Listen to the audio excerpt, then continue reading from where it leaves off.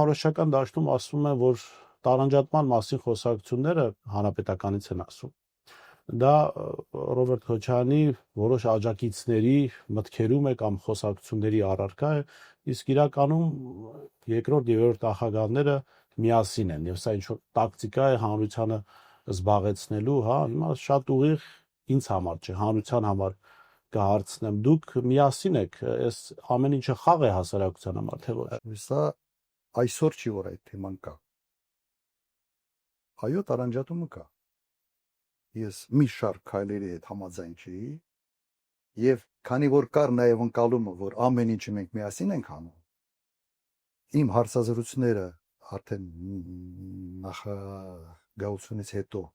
ես տալիս էի նրա համար, որ այդ ընկալումը չլինի, որ այս օրինակ հայ-թուրքական այս արձանագրություններ ես դեմ եմ, որ չասեն իրենք մեկա միասին։ Դրա համար էի հարցազրույցներ տալ։ Այն ժամանակ քաղաքականության վերադառնալու որևէ նպատակ չունեի ես։ Կարայի հանգիստ եւ հարցազրույցներ չտալ։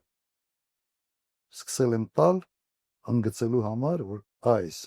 հարցերի նկատմամբ ես ունեմ այլ մոտեցում, այլ կապ։